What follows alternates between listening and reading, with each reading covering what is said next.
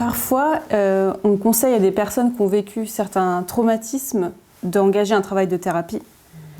Et sauf que, évidemment, ce traumatisme peut sembler tellement douloureux qu'on préfère ne pas y faire face ou ne pas lui donner cet espace. Est-ce qu'on pourrait revenir à déjà ce qu'est un traumatisme pour toi, pour essayer d'encourager les personnes à dépasser cette peur éventuelle? Alors c'est une question complexe, de traumatisme. En tout cas, je vais vraiment reprendre ce que tu dis, la question de ce que c'est pour moi. Oui. Et ça va m'amener tout de suite à recourir à une notion qui va peut-être choquer certaines personnes, mais je crois qu'en ce qui me concerne, je ne peux pas parler de traumatisme sans parler de l'âme. L'âme étant la conscience individuelle, la conscience intime et individuelle dans ce qu'elle a de plus unique. Donc pour moi, je dirais qu'un traumatisme, c'est un moment dans lequel l'âme ne peut pas faire face à la réalité de ce qui lui arrive. La plupart du temps, c'est évidemment lié à la perversion, la cruauté, une violence insoutenable, quelque chose qui nous déborde au niveau de nos représentations de ce qu'être humain veut dire. Donc un traumatisme, c'est comme un trou. Le traumatisme, disait Lacan. Mais le trou dans le sens qu'à cet endroit-là, il y a un blanc. Il y a comme un trou dans une trame. On n'arrive plus à tisser de sens par rapport à ce qui s'est passé.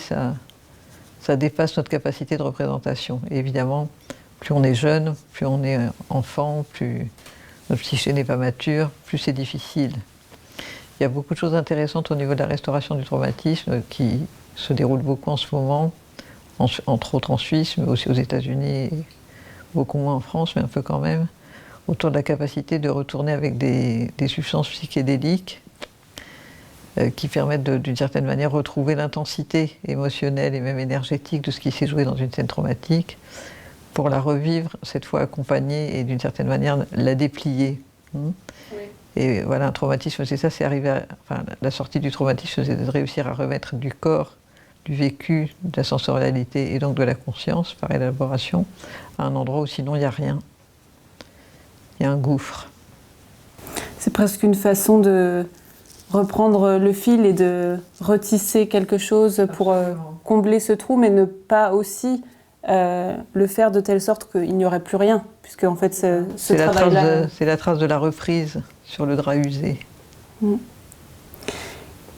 Qu'est-ce que tu pourrais dire à quelqu'un qui sait qu'il ou elle a traversé un traumatisme et qui a besoin peut-être de ce pas pour s'engager dans un travail de thérapie?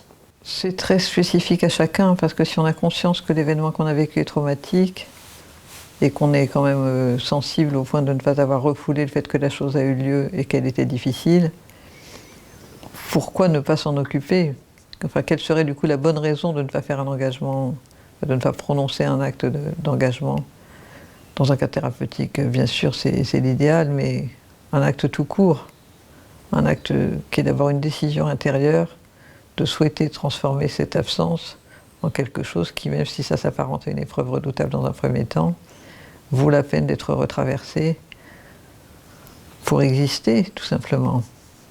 Grandir, bien sûr, évoluer, mais déjà revenir à une possibilité d'existence où on est pleinement là. C'est-à-dire que le traumatisme n'est pas simplement une sorte de trou dans le passé, c'est un trou permanent. C'est ça qu'il faut comprendre. Il n'y a pas de passé ou de futur du point de vue de la conscience psychique, c'est là ou c'est pas là. Et plus il y a de traumatisme, évidemment, enfin plus le traumatisme est important, moins il y a de capacité à être là. Donc finalement, s'occuper ou refaire de la place à ce traumatisme, c'est reprendre sa propre place et sa propre existence dans son entièreté, et pas par peur, sans jugement aucun, mais décider de ne vivre peut-être qu'à moitié ou que partiellement, oui. Par peur, oui, peut-être, ou par confort. Les deux vont bien plus ensemble qu'on ne voudrait le croire. Et puis je pense qu'il y a aussi beaucoup cette dimension essentielle que engager un travail thérapeutique, c'est être engagé vis-à-vis de quelqu'un qui s'engage vis-à-vis de nous. Alors que le traumatisme est une chose qui nous a impacté de manière extrêmement douloureuse aussi, et aussi extrêmement solitaire. On était seul à accuser l'impact de ce coup. C'est-à-dire que la façon dont ça nous impacte est absolument spécifique à qui on est. et que retraverser ça en compagnie de quelqu'un d'autre, c'est comme retrouver la dimension de l'alliance à un endroit où elle a été radicalement niée.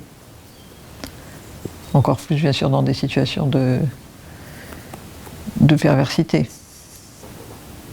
Donc c'est un moyen de peut-être sortir d'une forme de solitude et dans un d'isolement. Plus que de solitude. Oui. Et dans un lien sincère et sain, on pourrait dire. Voilà, ouais. Si le thérapeute est sain et sincère. Bien sûr, ça c'est... Il faut aussi s'en assurer. Voilà. Merci beaucoup, Carole. Je vous invite à nous faire part de vos retours, à partager également cette vidéo sur ce qu'est un traumatisme et pourquoi il est important de faire de la place à cette notion-là. Et je vous dis à très bientôt.